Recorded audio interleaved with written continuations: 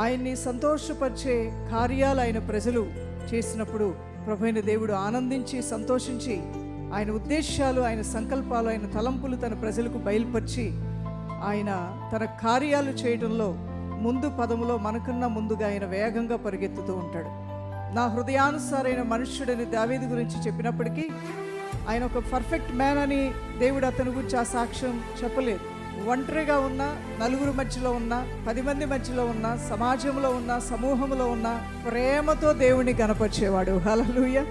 ఆ ప్రేమతో కూడిన ఆరాధనలు దేవునికి ఎంతో సంతోషాన్ని, హృదయ ఆనందాన్ని ఇచ్చేవి. అలానే హీ రిపెంటెడ్ సిన్సియర్లీ. ఎప్పుడైనా ఏదైనా దేవుని వాక్కు గద్దింపు వచ్చినప్పుడు నిజాయితీగా తన తప్పుని ఒప్పుకునేటువంటి మనస్తత్వాన్ని దేవుడు ఇష్టపడతాడు. దైవజనమా, ప్రభు మనల్ని గద్దిస్తూ ఉన్నప్పుడు మనం మౌనవ్రతంగా గుండెని బండలాగా చేసుకుని కూర్చోటానికి కాదు దేవుడు మనతో మాట్లాడేది.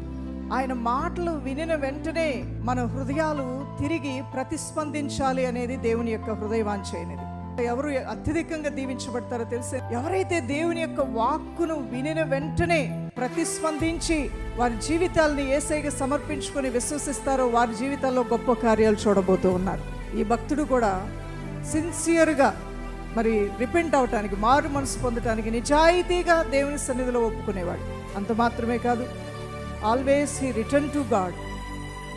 కొంత దూరం తప్పిపోయినప్పటికీ కూడా కొడుకో కూతురో మరొక మార్కెట్లోకి వెళ్ళినప్పుడు తప్పిపోతే అమ్మని వెతుక్కుంటూ వస్తాడు. ఆ అమ్మ వెళ్ళిపోయిందా, హ్యాపీగా ఉన్నాను నేను, నాన్న కనబడట్లేదా, నా దారి నేను వెళ్ళిపోవచ్చు అని చిన్నవాడు అనుకోడు.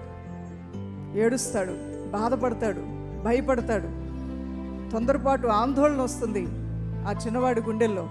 అమ్మ కావాలి, అమ్మ కావాలని ఎతుకుతూ ఉంటాడు. అమ్మలాగా కనిపించిన వాళ్ళు చేయి పట్టుకుంటాడు కొంచెం దూరం. ఆ తర్వాత చూసిన తర్వాత ఇది అమ్మ కాదు, ఇంకా నా అమ్మ ఎక్కడుంది అని సమూహంలో పిల్లలు ఎతుకులాడుతూ ఉంటారు. అలానే నీ ప్రాణం దేవుని కోసం వెతుకులాడుతూ ఉంటే గొప్ప ఆశీర్వాదాలను చూడబోతూ ఉన్నాను.